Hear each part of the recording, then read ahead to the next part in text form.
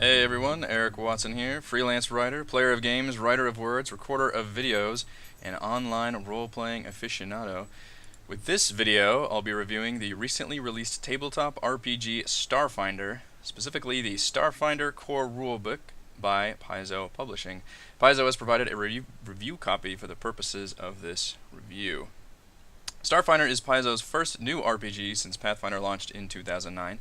It's very much a science fiction, or more accurately, a science fantasy version of Pathfinder.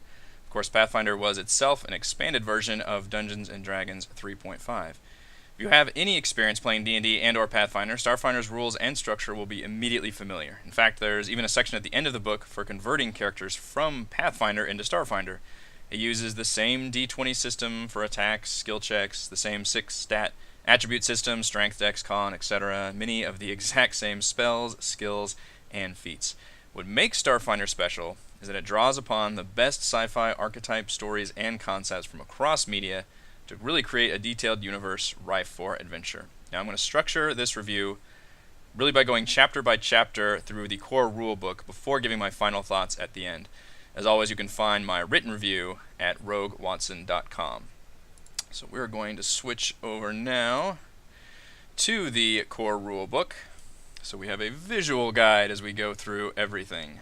Chapter 1, if we can go over to Chapter 1 on page 4, try page 5. Unfortunately, the way the book is set up in the PDF, I think because it inserts the planets up here, which has another spread at the end of the book, it doesn't seem to line up with the 2-page spread on the PDF, which is a bit of a bummer. But let's move on. Chapter 1, whoops, let's get the mouse wheel under control here. Has a getting started section. It's a brief overview and introduction to tabletop RPGs in case this is your first rodeo. My favorite part is a little 2-page gameplay example that showcases a sample session with traps and combat right here. These examples will be used 2 more times throughout the book to show starship combat as well as vehicle chases. They're very useful and fun to read. Chapter 2, wrote down the page numbers so we can jump around. It's all about character creation, laying out a step-by-step process for building a Starfinder player character.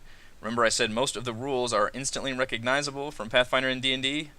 There are a few new tricks and features that I want to highlight that are different and unique to Starfinder, namely stamina, resolve points, and themes. Let's jump ahead to the way health and resolve works. So stamina is a secondary health bar on top of hit points. Every character has both hit points and stamina points. Stamina is always deducted first when taking damage. It's more easily healed through Starfinder's equivalent of the short rest. I think it's supposed to represent more general exhaustion and superficial damage. The book actually denotes that. Whereas hit points are when you start really getting bloody and taking serious wounds or mental anguish. I picture stamina damage like superheroes getting into a scrape, whereas hit point damage is John McClane at the end of every Die Hard film. I like this dual system of health pools. It reminds me a bit of Pillars of Eternity with their health and endurance.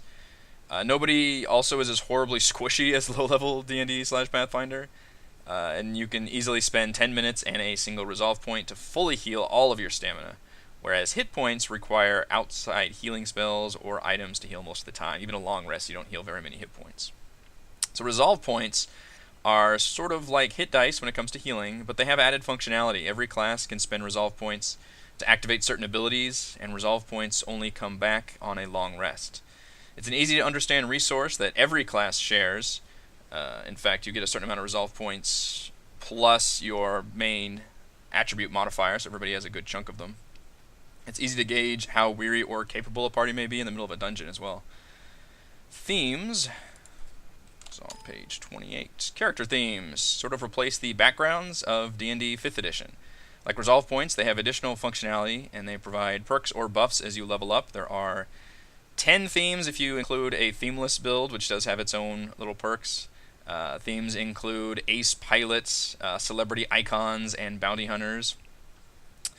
Some of the perks are very GM and story dependent, however, like the bounty hunter, you have to be prepared to actually create a quarry or target for your bounty hunter.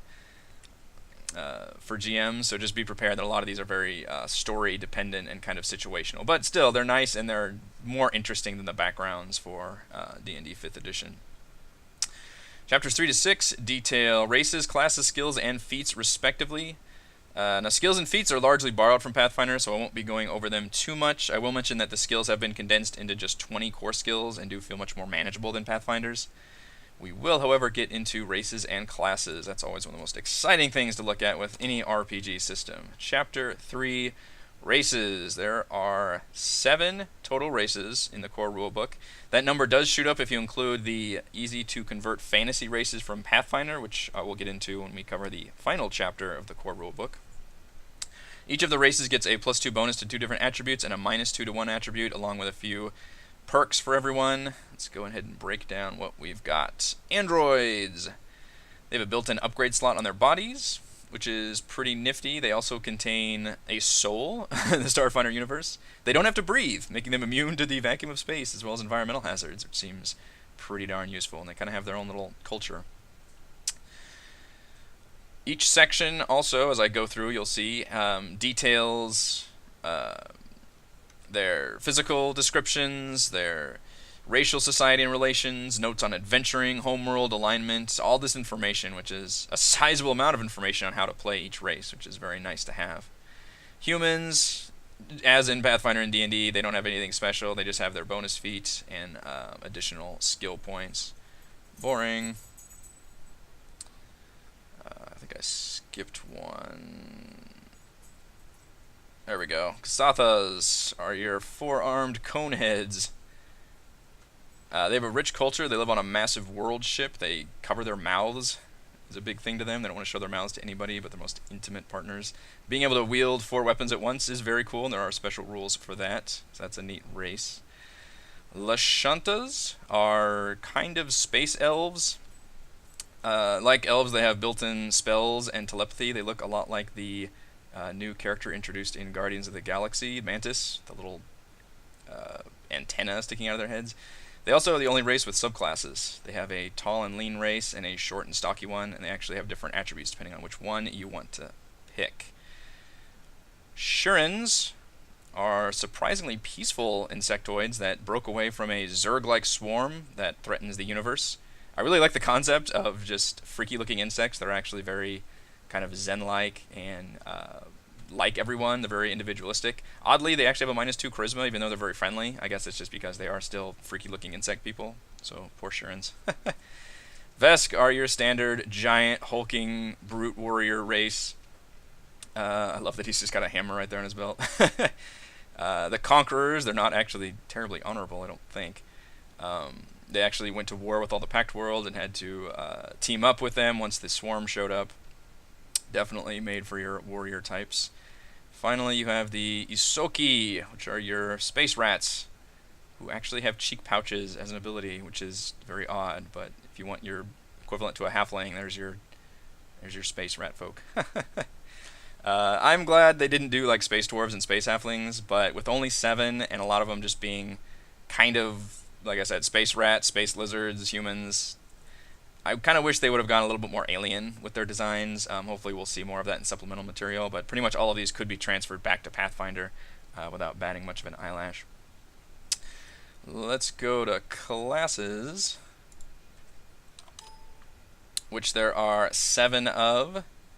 Many of them have direct comparisons to archetypal fantasy classes, so I'm going to be jumping around in this chapter and covering the familiar ones first, and then get into what I think is the far more interesting classes.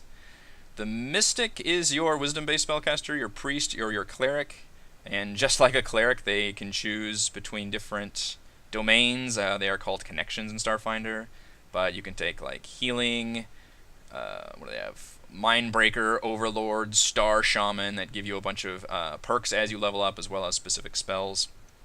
I believe the next one is just coming up as the Operative, which is literally a rogue. You are a space rogue. You've got a bunch of skills. You've got your sneak attack, which they call trick attack, and you've got a bunch of bonus perks you can choose called Operative Exploits. Which, by the way, pretty much every class gets their own bonus perks they can choose. It's not just like a fighter thing. where they can choose bonus feats. And I kind of use the word perk and feat interchangeably, but really they're more like feats. But every class gets different things they can do, like mechanic tricks or whatever. They're different. They each have something that's called differently, but they all have them that you can choose as you level up, which requires a bit of foresight and planning.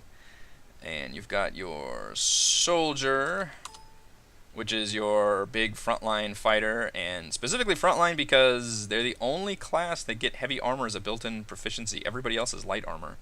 So specifically your defensive tanks are your fighters in this one, or soldiers.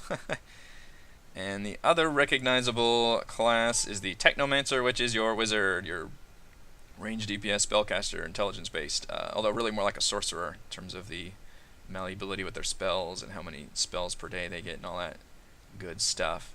And again, they have their own like perk things. They call them magic hacks. So they all have abilities they can learn as they level up in addition to these guys having spells. So we've got your healer, your rogue, your fighter, and your mage out of the way. Let's talk about the three more interesting classes that I think are a bit more, entirely more unique to Starfinder.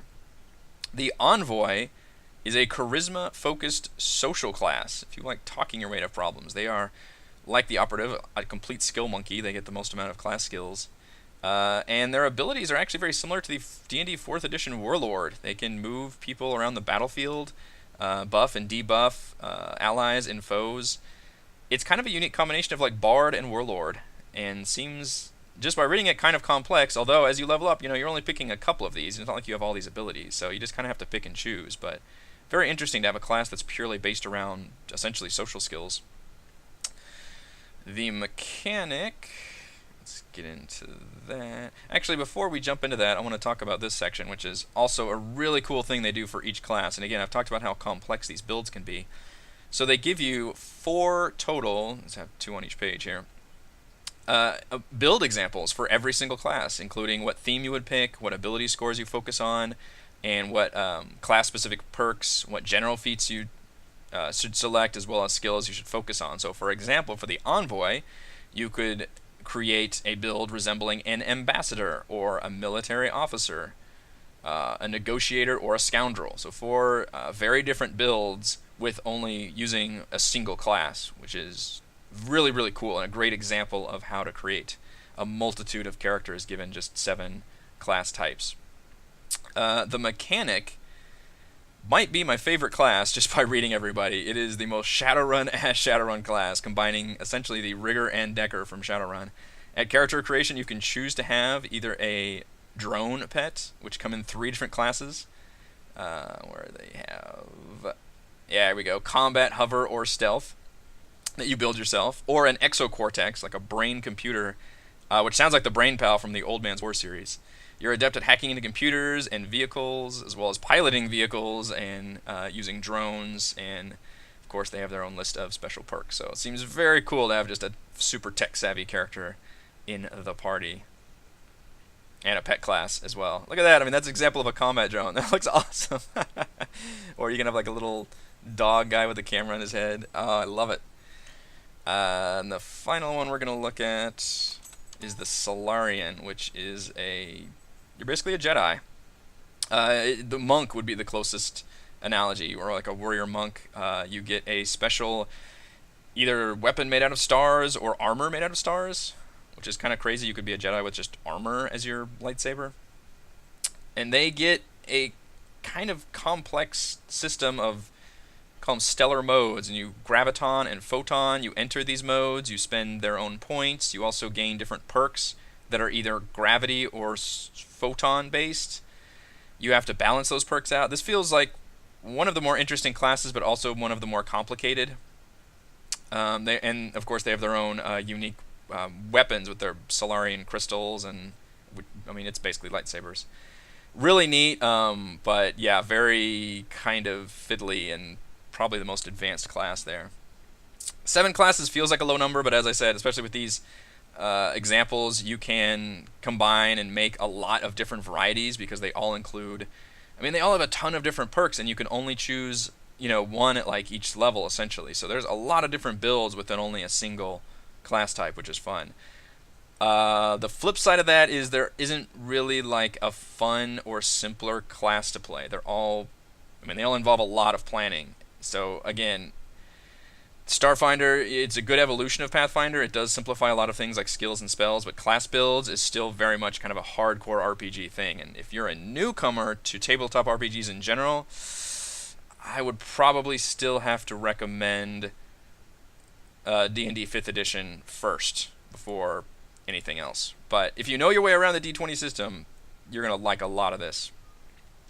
Let's jump to Chapter 7, which I believe is my favorite section of the whole book. Equipment. This is where the book Starfinder really takes full advantage of the sci-fi universe. You get a wealth of laser guns, plasma pistols, chainsaw swords, power armor, vehicles, magic amulets, cybernetics, drones, knives, sharp sticks. I got everything. A bit of limited artwork, unfortunately, in here, given the sheer amount of tables they give you and information. There's not a whole lot of art, which is a bummer. But, man, there's a lot of really great stuff in here. The loot system actually feels closer to a Fallout or Borderlands than D&D, thanks to things like weapon fusions and upgrade slots with an armor that adds multiple effects and bonuses to each item. You can add, like, additional critical effects. You can add, make a gun shoot fireballs or freeze grenades and all this cool stuff. And also, every item comes with an item level, which is insanely useful and helpful for GMs. I hate the way D&D just does like common, uncommon, and rare, and then gives you kind of like a level range. Like that's not helpful at all in terms of balancing. This is way more easier to understand, and I love that. This is a fantastic section. I can't go over all of it. There are so many different weapon styles, Solarian weapon crystals. It's so much going on. I haven't even gotten into cybernetics yet. Like let's see if we can go to cybernetics real quick. Okay, here's an example of swords, which all look insanely cool. Weapon fusions, you can add all these effects onto weapons, which is amazing. Armor upgrade slots that you can equip onto your armor, which is nifty. Cybernetics essentially is like playing a Deus Ex, Human Revolution or Mankind Divided. You can add like Titan shielding. Here we go. Like the RoboCop hidden gun in your leg. Hideaway limb. You can add a dragon gland into your throat to breathe fire. That's fantastic. I love this whole equipment section. They really went all the way. There's magic items, tech items. I could just keep scrolling on, what I'm not going to do, but really, really satisfied with the equipment section. So let's skip ahead. Chapter 8, Tactical Rules. This chapter details all the rules you'll need to actually play the game. Now, again, if you've played D&D or Pathfinder, you probably already know how to play Starfinder. There's a few new rules built upon Pathfinders that help streamline the action, combat specifically. Biggest difference I can find is that armor class is now divided into two sections. You've got energy armor class and kinetic armor class, so it might be handy to have different style of weapons against different kinds of enemies. One particular thing I want to highlight, skip ahead to 249. I really like this battle grid examples, which are fantastic. They give great examples of, for example here, attack of opportunity when they would trigger. And if we jump to here, you can see examples of like how cover works on the battlefield in terms of adding the cover bonuses for ranged and melee attacks, and flanking bonuses, which is built in, which I think I made a house rule in my D&D campaigns, but that actually is built in exactly how we do it in Starfinder. So as someone that exclusively plays RPGs via Roll20, this is very, very useful to have. I love this visual representation. The biggest new piece of information in here is regarding vehicles, as your characters will jump into vehicles on the ground. And again, you've got the visual representation, which is really nice. But there are rules for handling vehicles in combat, and most of the time in combat you'll be doing chase sequences, which is also really fun. And as someone that built chase sequences in Shadowrun, this is very nice to have very specific, easy to understand rules for how to do an entire chase sequence, and having pilot actions and gun actions and how enemies keep up or fall behind. And of course at the end you've got the very handy gameplay example, which gives you a direct example of how to run a chase sequence, which is awesome. Chapter 9, Starships. So starships are an all-new feature to Starfinder, and an important one. The entire party is meant to share a single ship as their mobile base of operations, so think like a like a Firefly or a Star Trek is probably the better analogy. Or I guess Star Wars with like the Millennium Falcon. Like your entire party is meant to be on a starship and meant to man different stations. Ships come in many different varieties. You can here we go. Racer, transport, freighters, cruisers, all the way up to dreadnoughts. There are rules for building your starship from the ground up, including stats and prices for targeting computers, weapons, thrusters, all that good stuff. There's a lot of information in here. Shielding. And also weapon styles by different manufacturers to really get your creative juices flowing. So the undead Eoxians have these giant, like the carcasses of space whales in their design. Or the Kasathan ships are very sleek and alien looking, while the Pact Worlds are very human, kind of bulky, look like the ships from Aliens or something. Starship combat, if we jump ahead a few pages, is also detailed. And it takes place on a hex grid where the spaces are completely abstracted. They are... Oh, shoot, I scrolled way too up. Sorry about that.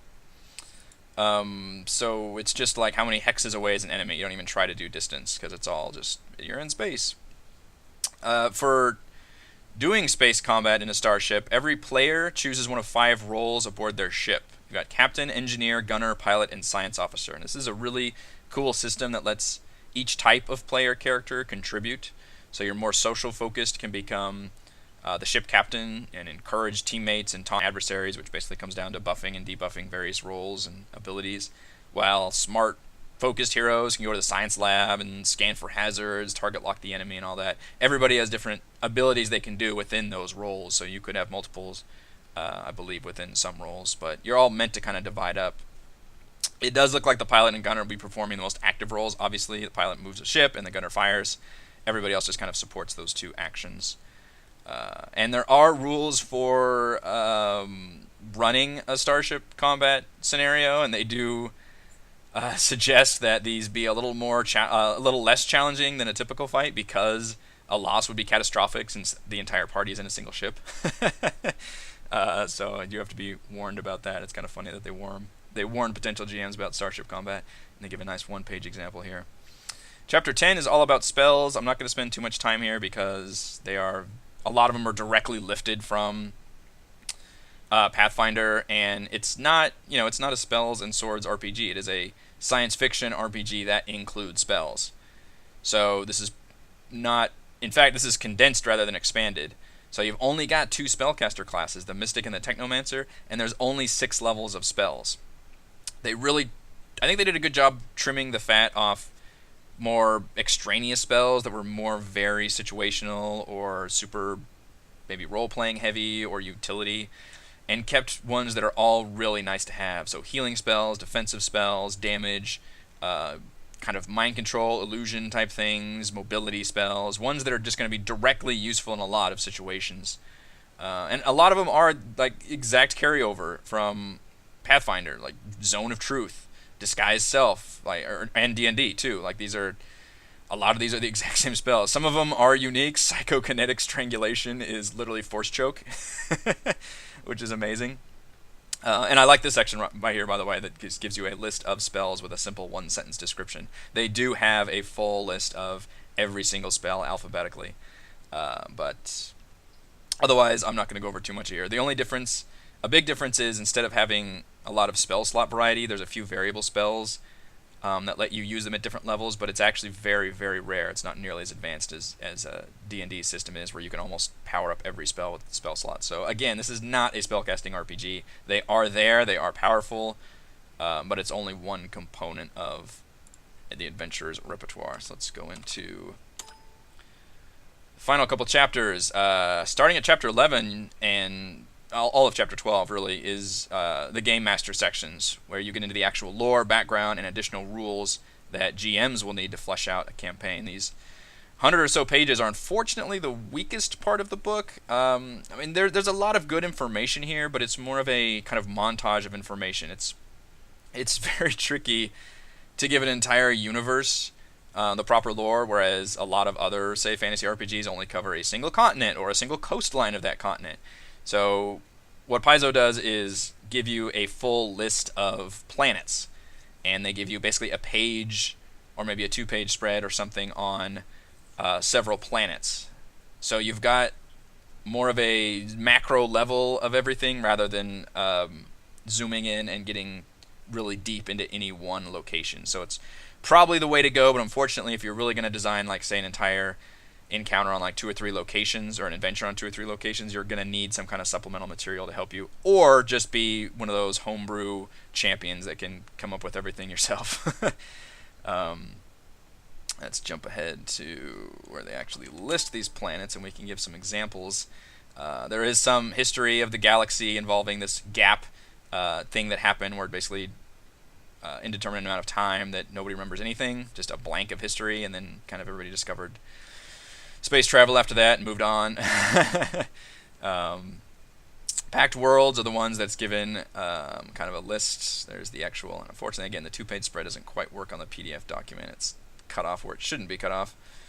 But it lists all 14 planets or areas of the packed world. Which, spoiler alert, this is the same galaxy as Galarian, which is the planet that Pathfinder takes place on. And Galarian's not there. It disappeared during the gap. Oops, I'm scrolling too fast again. Instead replaced by Absalon Station, is apparently right where its orbit would be. So it does take place in that same galaxy, is your main kind of hub area. And just real quickly, I'll go through some of these areas. Absalom Station is just the Citadel from Mass Effect. Basically, it's the it's a hub center of this galaxy. I'm sure where a lot of adventures will naturally start or take place around. Akaton is a dying industrial world, which would be perfect for Mad Max style adventures. Verces is a tidally locked planet, which has a permanent day and night cycle with some creepy like night vampire creatures on the night side. Let's see. I think there's Aox is just a complete undead planet. They like a weapon backfired on their planet that turned them all into undead, or no, that killed basically most of their planet, and then they went undead to survive, which is pretty neat. There's a lot of solid information here, but as I said, it's more of a montage of locations. Once you get past the pack worlds, which I'm quickly skimming through, then you get into some kind of basically the outer planets, and there are rules for like how long it takes to actually get anywhere and travel via this dimensional drift space rather than faster than light travel. So there's some neat paragraphs on potential outer planets your players run into and kind of story ideas, some nice little artwork of alien life forms. One planet is just an outpost of hell, another one is a sentient planet that mind fucks with anybody that gets on it. It's pretty neat. There's details on extraplanar travel, like Hell, Abaddon. Factions are listed, which are kind of your equivalent of like your Harpers and whatever other standard factions you've got. There's plenty here. There's a pirate coalition. There's a the good guy like Paladin squad. The lawful neutral Hell Knights, that just go around and impose law everywhere. Starfinder Society, which is I think literally basically your Harpers. They're just adventurers. There's a list of all 20 gods, if you wanted, surprisingly, a deep dive into all the deities, which gives you a nice little glimpse at more of the faith and religion aspect of Starfinder. There's a ton here, actually. It's very cool. And then some kind of story nuggets in the form of threats that your players may encounter, different ideas that are happening around Starfinder. So, I mean, there's some solid information in there, but again, it's very basic. It's just designed to get you started and not necessarily prepared to actually fully jump into any locations or provide a good amount of information. You'll have to fill in a lot of blanks yourself. The final chapter is on converting. This is a cool piece of artwork right here also. Too bad it's split up right there. Converting Pathfinder into Starfinder. So again, the rules are very similar. It's very easy to convert, and it's broken down into how you would specifically convert like skills and attacks, NPC stat blocks and all that from Pathfinder to Starfinder. Things like you'd have to add stamina and have to divide their AC and that kind of thing, but it's all spelled out here, which is very nice because if you've noticed, there are no NPC stat blocks in this rulebook. No NPC stat blocks at all. So if you've got Pathfinder material, you can convert a lot of those monsters into Starfinder, which would be very nice. But if you're starting out, yikes, a GM will need to have those kind of supplemental information just to have some kind of stat blocks. I was hoping at least a couple pages of sample creatures, but nothing. What you do get is the player character races from Pathfinder are completely converted into Starfinder here, along with a bunch of descriptions on how they would act in Starfinder. So here are your space dwarves, space elves, and space gnomes, and essentially this doubles the amount of playable races you have, which is nifty, and they do seem like they're fairly balanced decently well enough with everybody else. So it's, if you want to play just a gnome in space, you can certainly do that. I will not stop you. Finally, we can look at the character sheets at the very end. Where are we? Character sheets. There we go. Not the most attractive. There's a lot of information you have to include. 3 pages. I do like the little starship section, which presumably all the players would have the same starship, but you would actually detail who's on the what crew and all that nice information. So very spiffy. That was over 500 pages of material. Oh boy. So what are my pros and cons for the Starfinder core rulebook? Pros: you have an intuitive rule system that smartly improves several aspects of Pathfinder D&D, such as stamina and resolve. You have wonderful artwork that evokes the perfect combination of Shadowrun and a Swords and Spells RPG. Equipment is varied and expansive with many fun options and choices, including armor upgrade slots, weapon fusions, cybernetics, and vehicles. Starships are a big part of the game, and the role system is a neat way to involve every player no matter their specialty. Skills, feats, and spells have been condensed and trimmed down to a much more manageable level, especially compared to like Pathfinder. And finally, they have easy-to-use rules for converting player races and NPCs from Pathfinder into Starfinder, which makes a lot of sense. Cons: the Game Master sections are limited. Locations offer more quantity over quality when it comes to information. There's also very limited artwork and pictures of equipment, even though I love that equipment section. Also, some classes feel a bit too analogous to standard fantasy RPG classes. Finally, a complete lack of any NPC stat blocks feels like a pretty terrible missing feature. I would have liked at least a few samples. So, final verdict on Starfinder. I think it's a very well-polished space opera RPG that successfully builds upon Pathfinder and draws elements from our favorite sci-fi games, movies, and books. So thank you to everyone for watching this video review. You can see my written review at roguewatson.com, and you can follow our own tabletop RPG adventures here on my YouTube channel.